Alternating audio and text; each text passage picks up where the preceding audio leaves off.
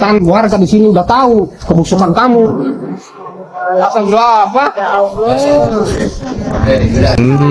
Sering lihat ayah? Ya sering. Sering lah. Iya, aktif sama ayah mah. Oh, itu mah ya. Iya. Nggak ada masalah, nggak ada apa sama ayah.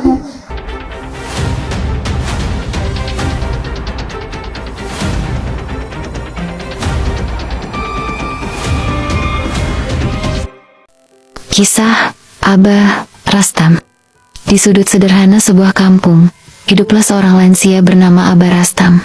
Usianya sudah sekitar 80 tahun. Tubuhnya membungkuk, langkahnya pelan, dan kesehariannya dipenuhi keterbatasan.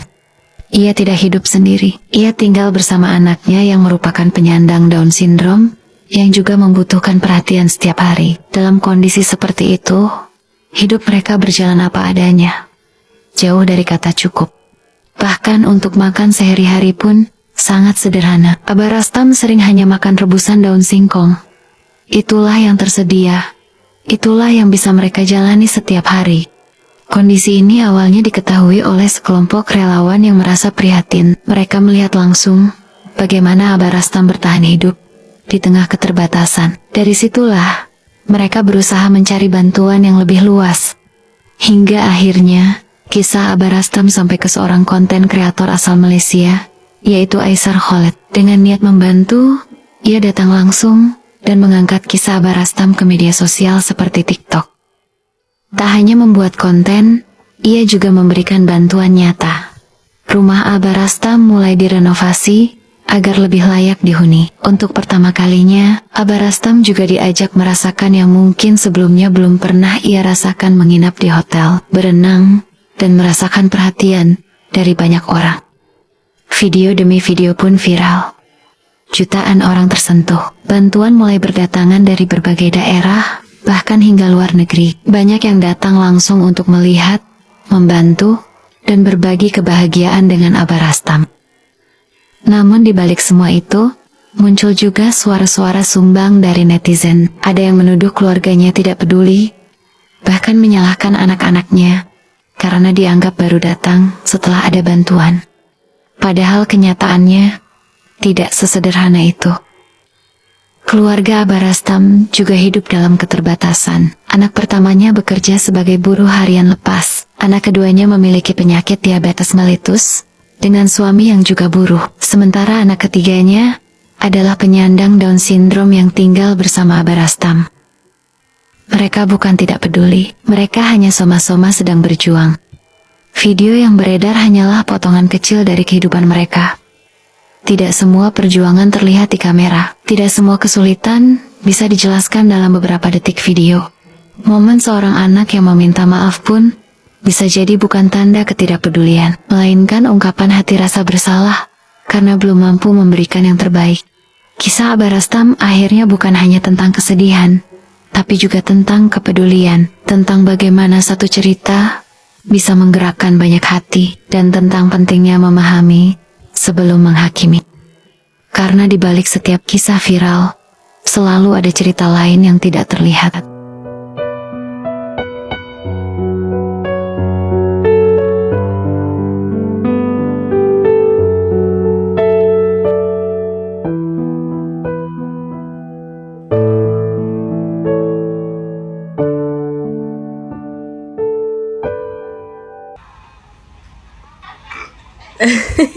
Ya Allah, gak ada jijik-jijiknya Aisar, sumpah. Mana ada influencer yang mau kayak gini, coba. Nggak ada influencer model kayak dia, nggak ada. Nggak ada YouTuber model kayak dia itu. Sampai mau tidur-tiduran, kotor-kotor begitu, ya Allah. Makan satu sendok bareng. Dia begini kenapa? Karena dia mau merasakan apa yang Kakek itu. kakek itu rasain. Tidurnya gimana sih di sehari-hari dia rasain? Wah, begini. Dia ngerasa hatinya tuh terketuk. Ini nggak layak buat di tempat tinggal. Makan juga. Makannya Cuman makan daun singkong. Dia sampai enek nggak? Sampai mual. Nih, aku kasih tahu nih. Kita kalau mengidolakan seseorang, entah itu influencer, artis, YouTuber atau apapun dia, yang memberikan contoh yang kayak model begini, kebaikannya banyak. Jadi buat kita lebih bersyukur dengan kehidupan kita. Kalau bisa kita tuh menjadi apa ya? Jadi ikut-ikutan dia. Idola gue nih, dia sedekah mulu nih. Aku pengen kayak idola gue sedekah gitu. Jadi kita tuh lihatnya yang kebaikannya aja. bukan dia nggak punya keburukan, punya. Ya cukup tahu kalau misalnya ada hal yang buruk, ya cukup tahu. Tapi kan masih banyak hal kebaikannya dari diri dia gitu loh maksudnya. Intinya lihat kebaikannya dia. Iya, itu namanya nggak penyakit hati, nih. Kalau lo begitu dikit-dikit lebih seneng apa ya namanya ngebahas masalah keburukannya, lo mah namanya bukan fans. Kan emang haters lu ya kali ya.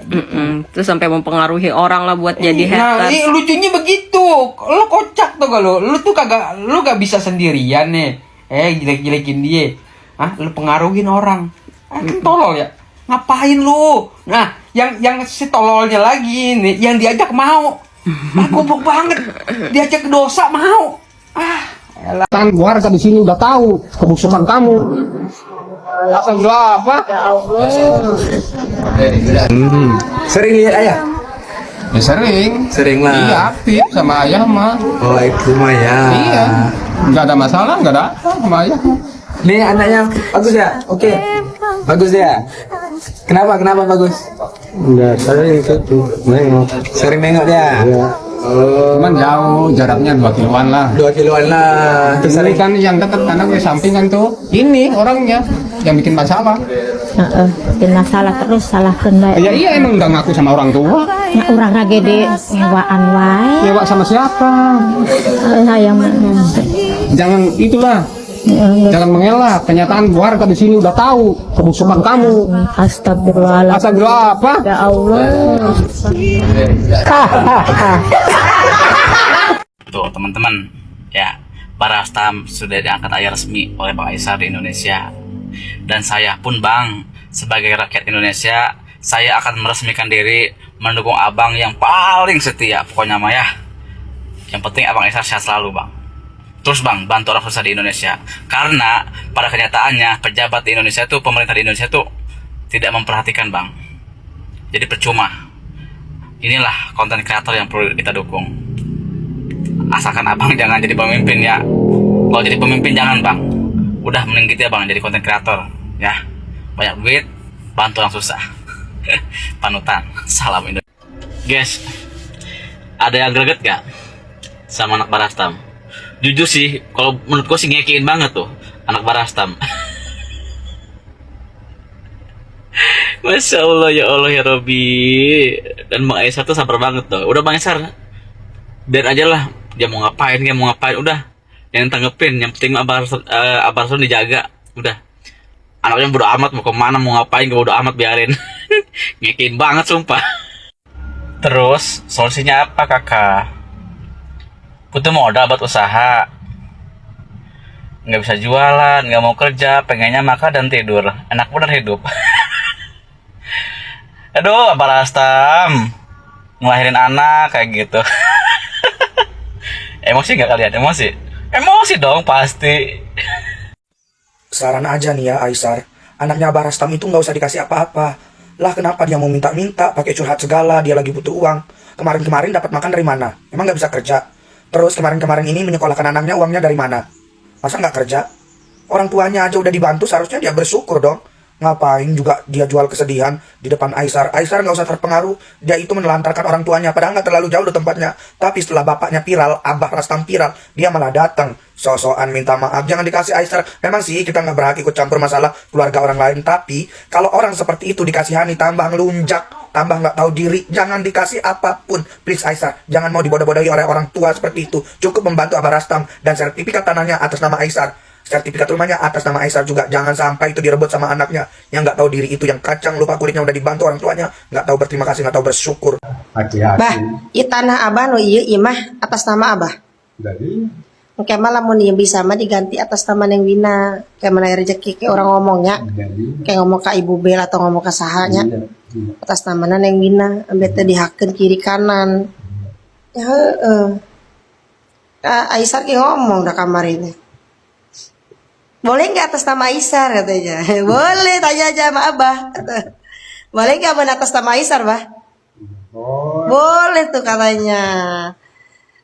Tanahnya, rumahnya kalau atas nama Bang Aisar katanya boleh. Boleh ya, Bah? nggak boleh. Tuh, boleh. Apa mah baik banget, guys. Nggak bakal apa sih orang kudu Tuh. pakai nggak boleh ke Iya, anak orang baik ya banyak. Iya. Orang baik mah pasti boleh. Dan saya sama kamu ulang ke alam itu. Iya. Saya bangsa pantan umat. Dulunya, untung udah dulunya mah. Kali limpasannya, sabar ke Nusantara. Dari sepanjang interogasinya Aisar Khalid terhadap anak-anaknya Abah Rastam,